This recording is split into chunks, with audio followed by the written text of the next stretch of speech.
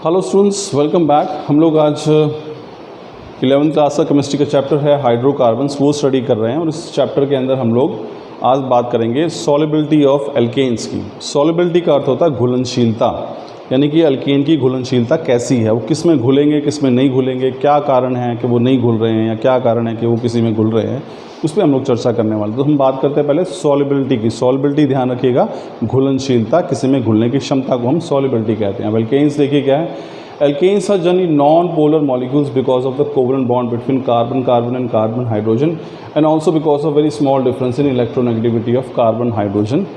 तो यहाँ सबसे पहली बात ये कही गई है कि एल्केन्स जो हैं वो वास्तव में नॉन पोलर हैं, यानी कि एल्केन्स के अंदर कहीं पे भी दो एटम्स के बीच में जो एक बॉन्ड के ज़रिए जुड़े हुए हैं, कोवलेंट बॉन्ड के ज़रिए, वहाँ पे पोलैरिटी नहीं आती है। पोलैरिटी का मतलब पॉजिटिव और नेगेटिव चार्ज डेवलप नहीं होता है। कारण क्या है?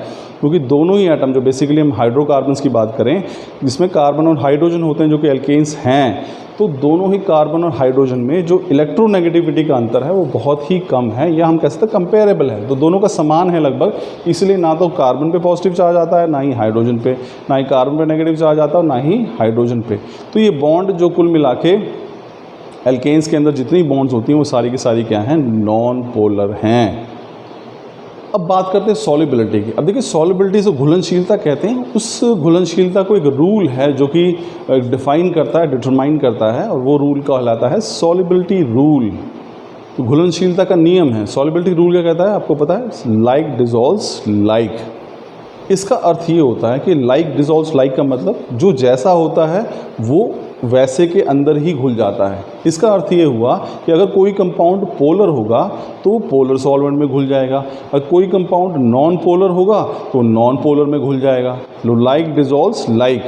इसका दूसरा अर्थ भी निकल आता है कि जो कंपाउंड पोलर होगा वो नॉन पोलर सॉल्वेंट में नहीं घुलने वाला, और जो कंपाउंड नॉन पोलर होगा वो पोलर सॉल्वेंट में नहीं घुलने वाला। तो जाहिर सी बात है, यहाँ पे एल्केन्स हमने पहले ही चर्चा कर ली कि एक नॉन पोलर मॉलिक्यूल्स हैं। तो इसका बिल्कुल क्लियर मतलब यही है, सॉल्युबिलिटी रूल के अनुसार एल्केन्स जो होंगे वो पोलर सॉल्वेंट जैसे कि वाटर है उसमें बिल्कुल भी घुलने वाले नहीं हैं। तो alkanes are insoluble in polar solvents like water. लेकिन इसके अलावा हमारे पास बहुत सारे नॉन पोलर सॉल्वेंट्स भी होते हैं। पोलर सॉल्वेंट वाटर है। वाटर पोलर सॉल्वेंट क्यों है? क्योंकि यहाँ पे ऑक्सीजन पे नेगेटिव चार्ज है, हाइड्रोजन पे पार्शियल पॉजिटिव चार्ज है। तो नेगेटिव पॉजिटिव मतलब पोल डेवलप हो गए, तो वाटर क्या है? पोलर कंपाउंड हो गया। लेकिन अगर हम बात करें नॉन पोलर सॉल्वेंट्स की, इसमें बेंजीन है, ईथर है, पेट्रोलियम है, ठीक है, ये सारे कंपाउंड कैसे हैं? ये सारे के सारे सॉल्वेंट क्या है? नॉन पोलर हैं। तो एल्केन्स जो खुद भी नॉन पोलर है वो बड़ी आसानी से नॉन पोलर सॉल्वेंट में घुल जाएगा। तो यहाँ पे देखिए, we know that like dissolves like, जो कि सॉल्युबिलिटी रूल है। So this implies that alkanes are insoluble in water और हाइड्रोफोबिक इन नेचर। तो इसका मतलब ये हुआ कि एल्केन्स जो है वो पानी में नहीं घुलेंगे, क्योंकि पानी पोलर सॉल्वेंट है और एल्केन्स क्या है? नॉन पोलर है। When a non-polar alkane is added to a polar solvent, water molecules are attracted to each other and alkane molecules are attracted to each other, but water and alkane molecules do not attract each other. अब जाहिर सी बात है, अब घुलेगा क्यों नहीं? क्योंकि जब आपने बीकर में एल्केन डाल लिया और पानी डाल लिया तो वो घुलेगा कब?